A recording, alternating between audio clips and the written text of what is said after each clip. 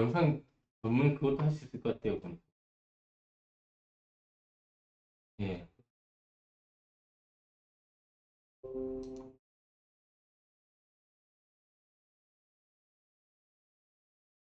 오늘 8월 예. 22일이고요.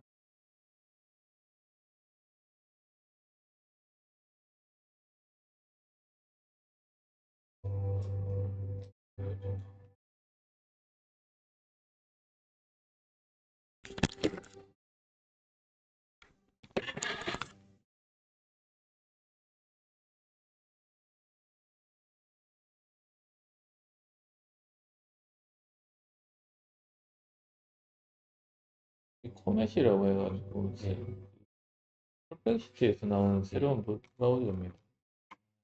신청자들한테 한정적으로 이렇게 쓸 수 있도록 이렇게 만들어져 있어요.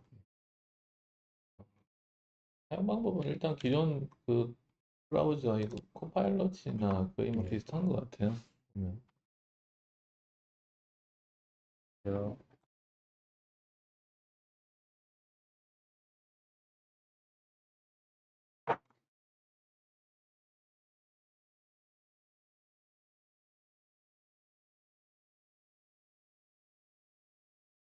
이렇게 이야기 먼저 한번 들어보죠. 또 다른 민생회복 지원 사업을 내놨습니다. 카드 사용객의 일정 금액을 환급해준다는 건데요. 지난 20일 중소벤처기업부는 상생 페이백 시행 계획을 발표했습니다. 오는 9월부터 11월까지 월별 카드 소비액이 지난해 월 평균 카드 소비액보다 많으면 증가 금액의 20%까지 환급해준다고 해요. 카드 사용 금액에 대해서 뭐 페이백 해준다는 이야기가 있는데 환급은 소상공인 지원 차원에서 디지털 온누리 상품권으로 제공되는데요.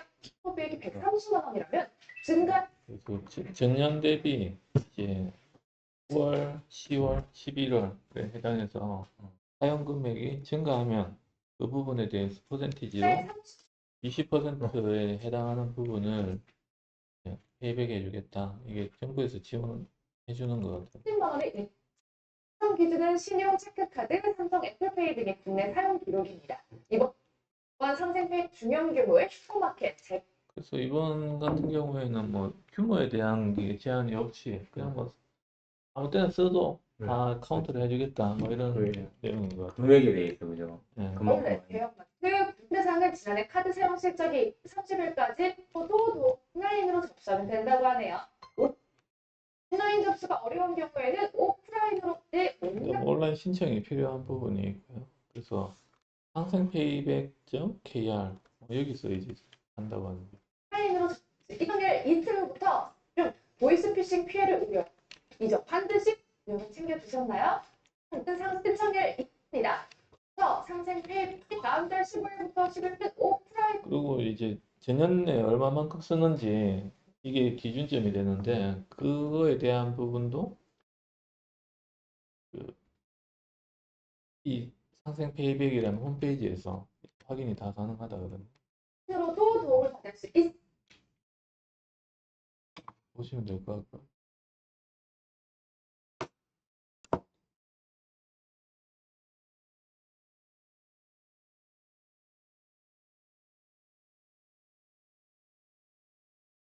석유화학 쪽이 되게 안 좋죠. 그래서 그런 거를 이전에 다 봤었는데 뭐 그런 비슷한 류의 내용들이 좀 계속적으로 나오네요.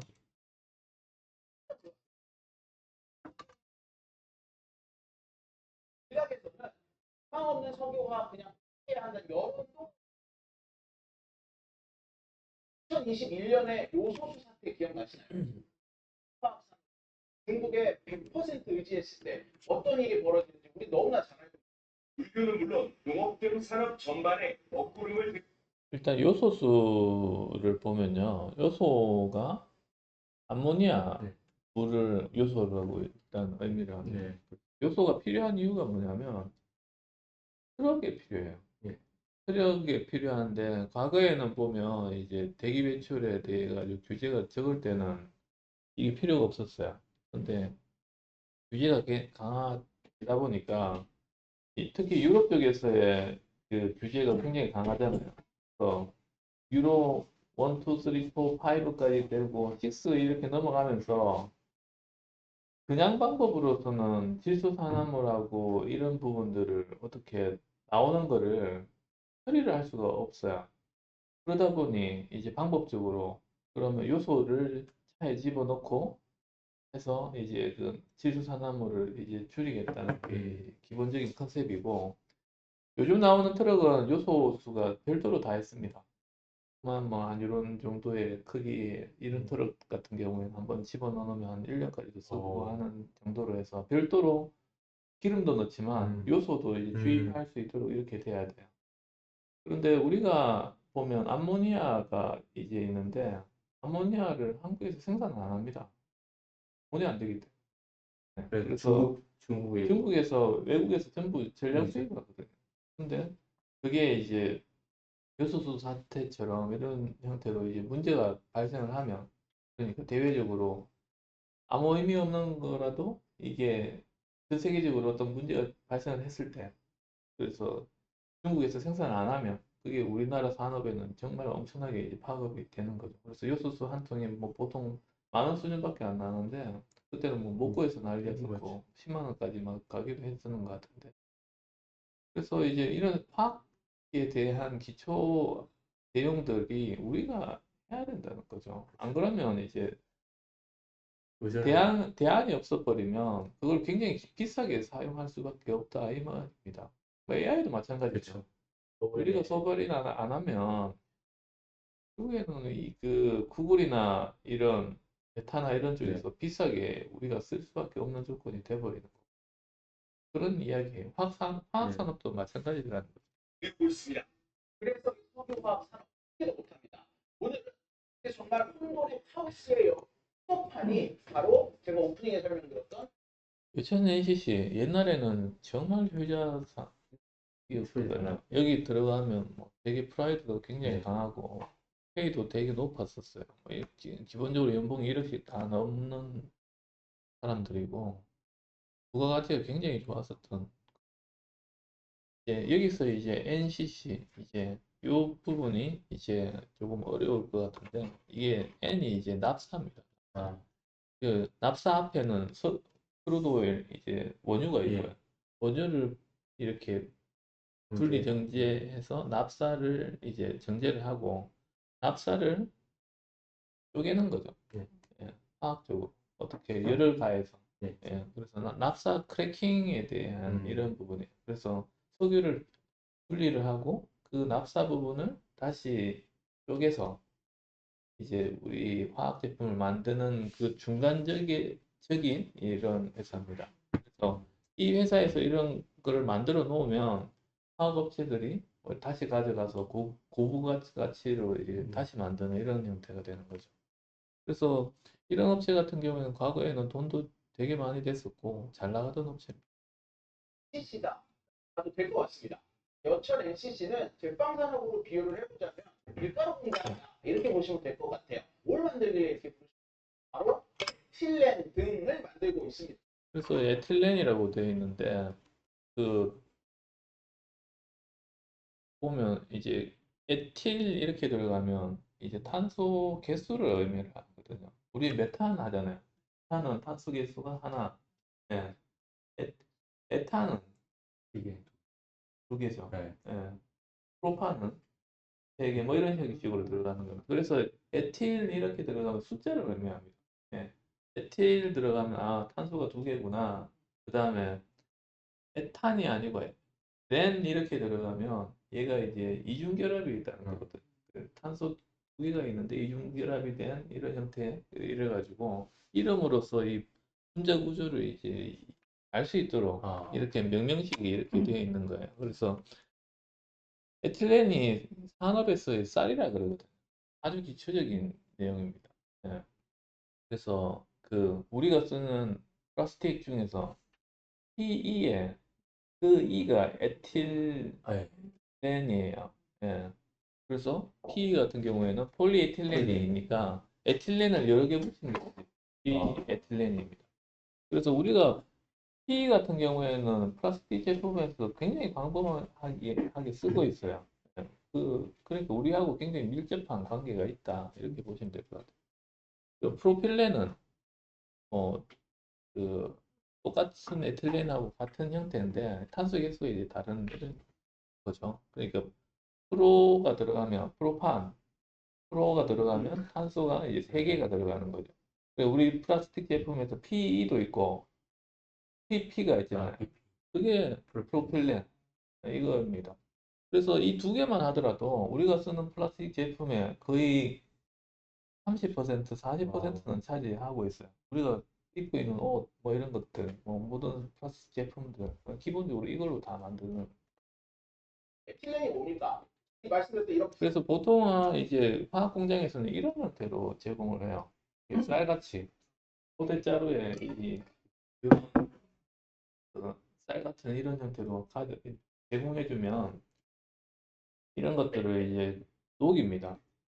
통에 넣고 그 다음에 압출 형태로 이렇게 뿜어져 내거든요. 그러면 이런 틀에 맞춰가지고 얘를 이제 집어넣어요.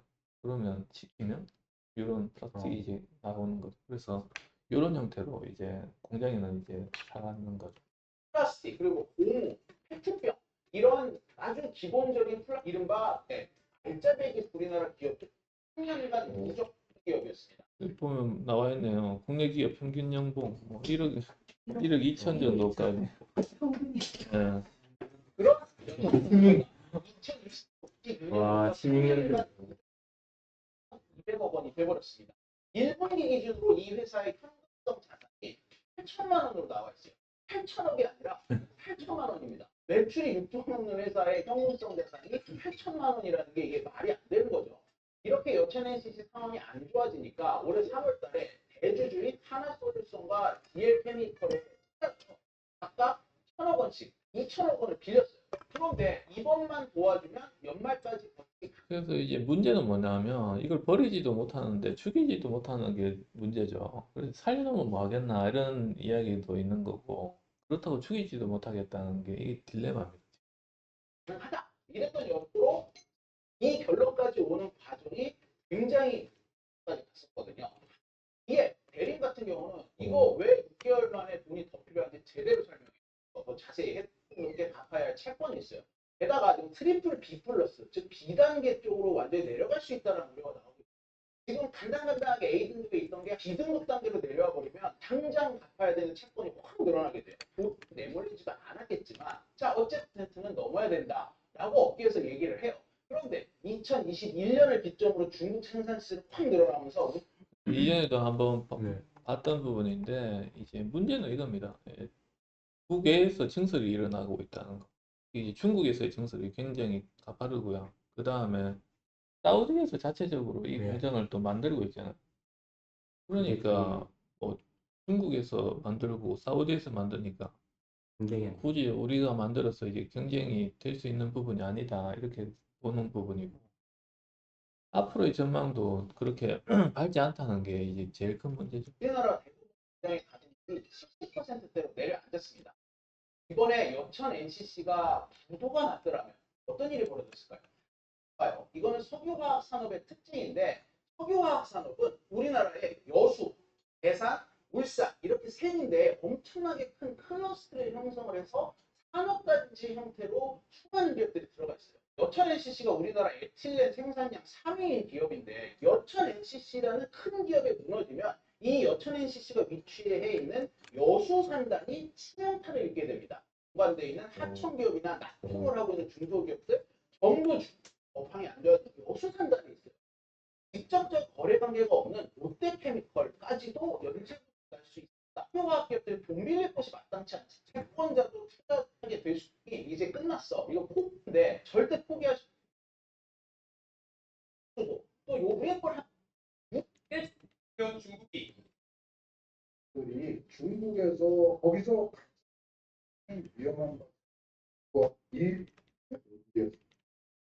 화학산 위주의 비즈니스 모델을 1.5배 네, 그래서 이제 뭐 석유 하나 화학단지 우리하고는 조금 거리가 있는데 그 울산이나 여수 쪽 이 도시가스사들은 이런 것들에 되게 민감할 것 같은데 그런 상황이다. 이해를 할 수가 있을 것 같습니다.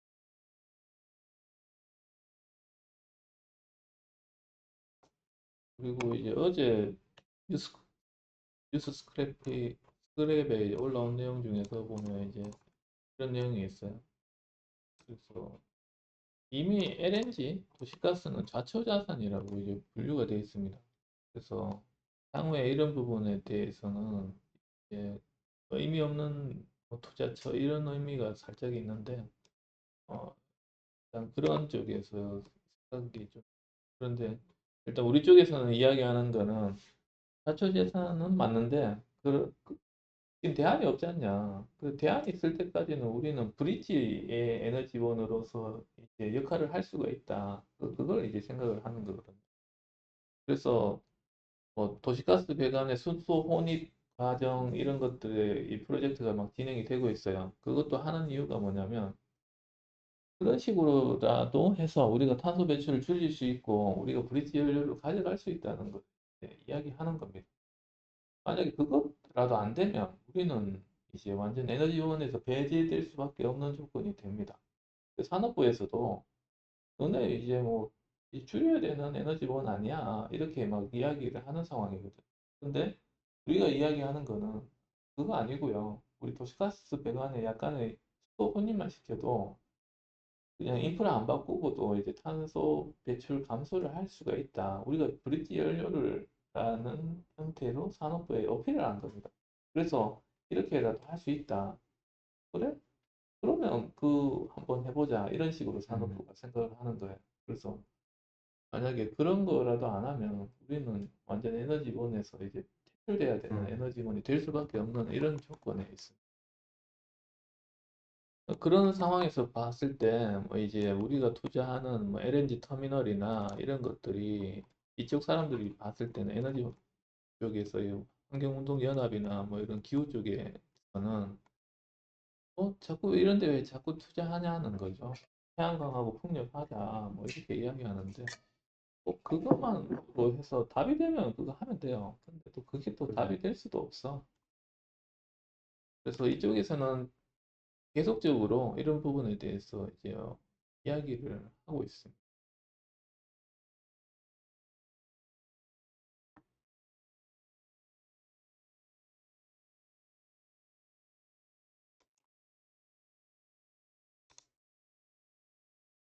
지금 뭐 그린피스나 이런 쪽에서도 보면 이제 뭐 이런 이야기도 나오죠. 삼성전자가 이제 용인의 반도체 클러스터를 이제 만드는 데 있어 가지고 에너지원을 LNG 발전소를 쓰는 것도 막 이제 문제시 삼아요.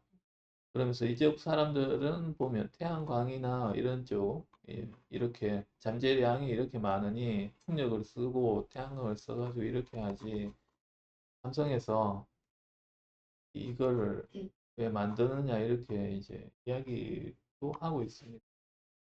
우리는 이제 뭐 이쪽 사람들의 논리나 이런 것보다도 지금 기업에서 어떤 생각을 가지고 있는가 그걸 좀 보는 게 필요한 것 같아요. 지금 보면 산업용에 대한 전기요금이 굉장히 많이 올랐죠. 과거에 보면 이제 가격 트렌드가 보면 21년도까지도 전기요금에 대한 변화가 그렇게 많이 없습니다.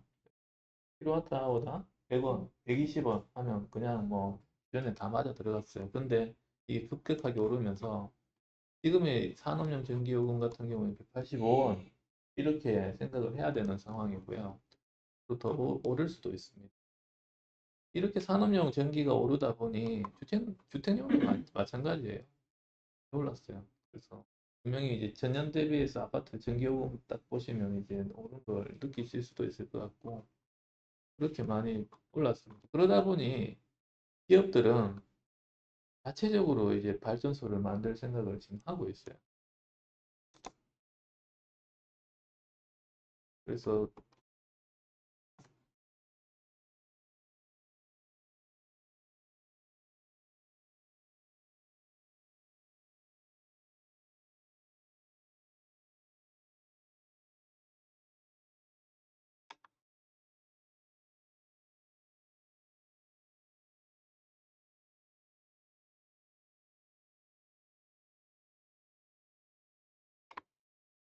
여기서 또 보면 현대제철 이야기가 나오고요.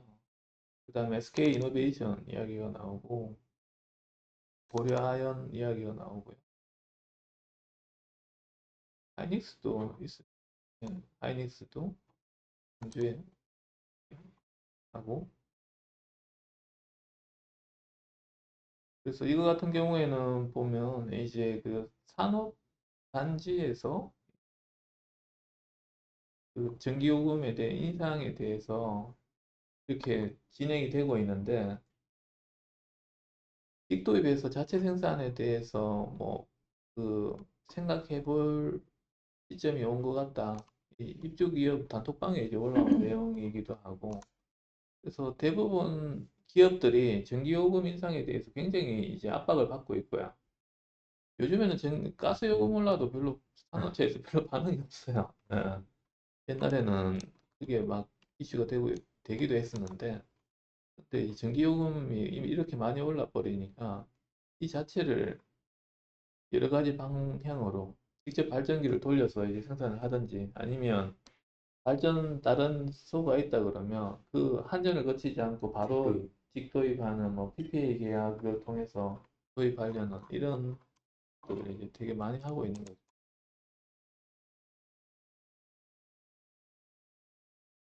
세상의 모든 지식, 언더스탠딩. 가장 큰데 고철값과 그다음에 여기서 멈춰버렸던 거예요. 한 발을 할걸 과정인 거예요. 아니 근데 저는 저거 보고 이 뉴스도 봤는데 제가 제일 궁금했던 건 뭐냐면 직접 사오는 게 가격이 싸다고 생각해서 당연히 기업들 의사결정을 했겠죠. 그러니까 독점이잖아. 비싸게 건데 한국이 이게 지금 적자를 메우는 건데 한국이 이게 지금 이거는 좀 길어가지고 하면 못 보겠네요. 링크 걸어 드릴 테니까 보고 싶으신 분 보시면 될 것 같아요.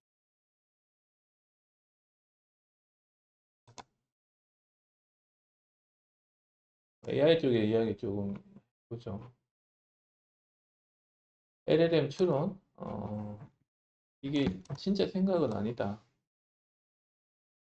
그래서 LLM은 이제 계속적으로 말씀드리는 게, 그냥 LLM 자체로 봤을 때는 선을 이제 합수한 것이고, 우리는 텍스트로 주지만은 숫자로 변환돼서 입력된다고 말씀드렸고요.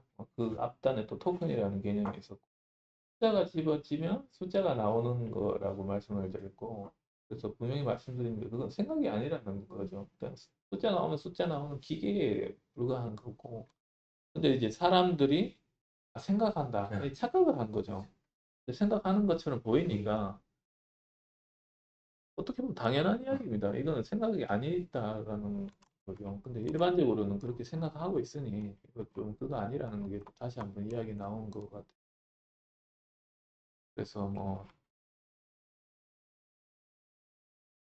결론적으로는 그런 부분인데,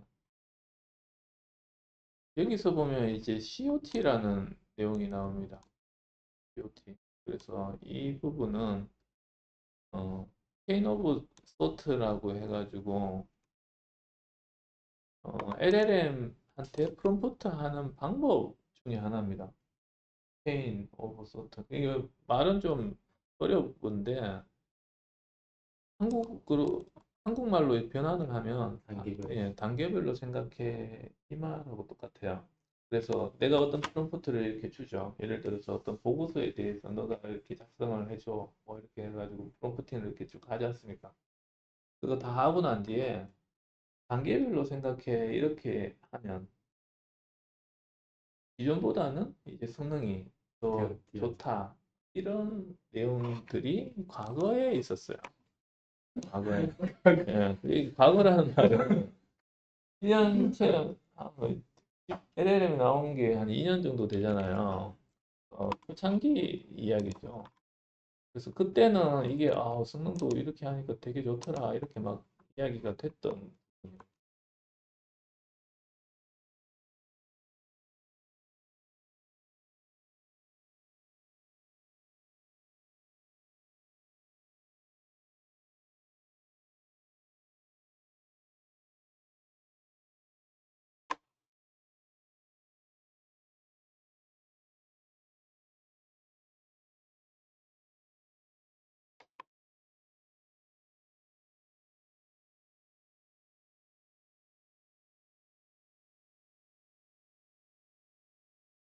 이런 이야기, 이게 예제로 보여드릴 수 있는 부분인데, GPT 같은 경우, LLM 같은 경우에는 특히 이제 산수연산이나 이런 것들을 굉장히 못해요. 그래서 이거 했다 그러면 당연히 틀린다 생각하면 맞습니다.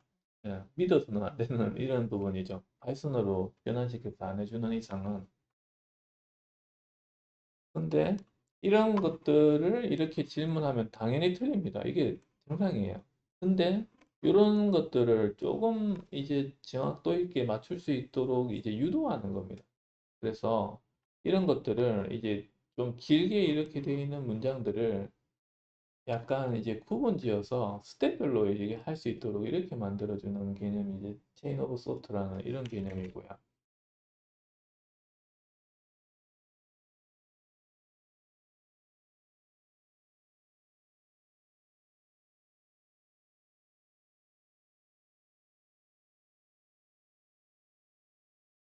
그래서 제일 유명한 게 요 구문입니다. 그래서 어떤 문장을 프롬프트를 넣고 난 뒤에 싱스, let's think step by step 요 문장만 하나만 하더라도 성능이 좋아졌었어요.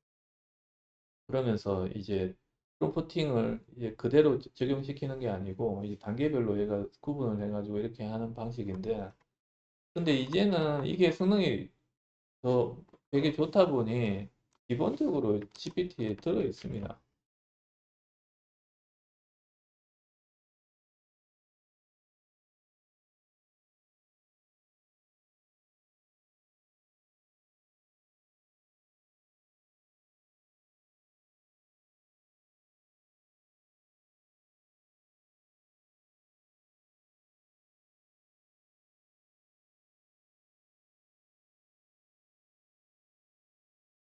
일단 그 퍼플렉시티 기준으로 보죠.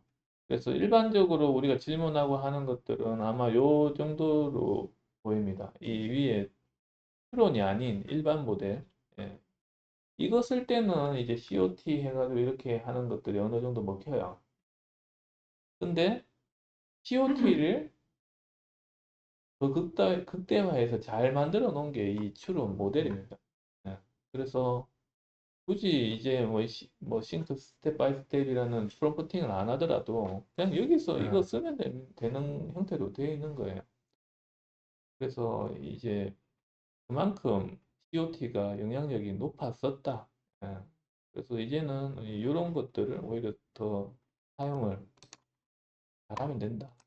그런 내용입니다. 그래서 COT, 다른 말로 하면 추론, 뭐 이런 형태로 생각을 하시면 될 것 같아요.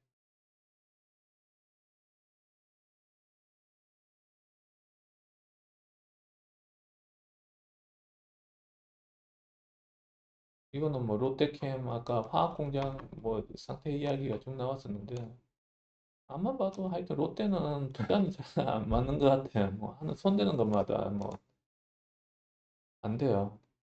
그 롯데케미칼 이런 애들이 이렇게 투자를 했는 게또 배터리 전액 이런 쪽 저번에 배터리에 대해서 배웠을 때는 이제 그러면 이게 어디 쓰이는지 알죠? 세전해질 중간에 들어가는 유기용매, 첨가제 이런 것들을 얘네들이 만들려고 이런 거를 생산하는 공장을 이제 지었었는데 이 기사 보면서 이제 웃겼던 부분이 뭐냐면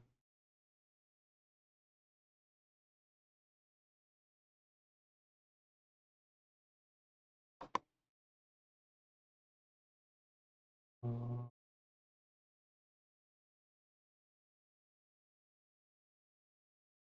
현재 고객을 찾고 있는 중이다 막 이렇게 너무 웃기더라고요. 공장을 만들기 전에 좀 찾아놓지 이제 공장 다 만들고 찾으면 어떡하나 싶은 생각이 들고요. 그래서 그만큼 이제 이쪽 섹터는 이렇게 좀 많이 안 좋은 상태입니다. 그리고 대구시에서 인공지능 한대요. 어떻게 해가지고 알파시티를 해서 거점으로 하면서 한다. 여기서 이제 제일 눈에 띄는 단어가 AX 이야기가 나옵니다. 그래서 AX에 대한 것도 좀 알아놔야 되겠죠. 그래서 AX의 A자는 그냥 AI의 그냥 A고 X는 예, 트랜스퍼 뭐 이런 거의 느낌입니다. 그래서 AI로 이제 뭐 어떤 변환, 전환 뭐 이거를 그냥 AX 뭐 이런 형태로 표현을 하더라고요. 아마 이런 단어도 앞으로는 좀 많이 보지 않을까 싶은 생각이 듭니다.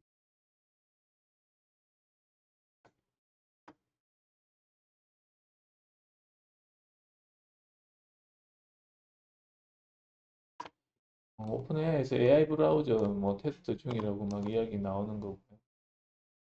그래서 이 브라우저를 이제 브라우저를 하는 이유가 그만큼 고객의 데이터를 좀 많이 가져가고 싶은 생각이 드는 거죠. 그래서 지금 나와 있는 거는 이런 형태가 보면 지금 이게 그 쓰고 있는 게 엣지 마이크로소프트 엣지를 쓰고 있습니다. 엣지에는 기본적으로 코파일럿이 들어있는 형태잖아요. 그래서 여기서 뭐 요약해줘 뭐 이런 거 하면 이제 바로 할 수 있도록 이렇게 내재화 시키겠다는 거고 아마 기능적으로는 비슷할 것 같아요. 그리고 이거 같은 경우에는 그 포맷 계정 로그인이 안 돼 있어 그런데 컴퓨터에서는 이거는 펄플렉시티에서 만든 이제 브라우저입니다. 이것도 똑같아요. 그래서 어시스턴트 누르면 이 부분에 대해서 질문 답을 해주는 이런 형태가 되고요. 뭐 하다가 이제 바로 질문 답을 할 수 있는 부분. 옛날에는 보면 그걸 뭐 카피해서 집어넣고 다시 뭐 프로그래밍을 하고 뭐 이런 작업들을 했었는데 그런 거 없이 이제 바로 할 수 있도록. 예를 들어서 유튜브를 본다. 그러면 유튜브 내용도 바로 요약을 이렇게 할 수 있도록 이렇게 되어 있는 형태로 이제 브라우저가 간다는 거죠. 그 형태로 오픈AI도 AI 브라우저를 이제 내놓을 것이다. 그래서 앞으로는 브라우저까지도 이제 많이 바뀔 예정이에요. 8시가 지났어요. 여기서 마치겠습니다. 네.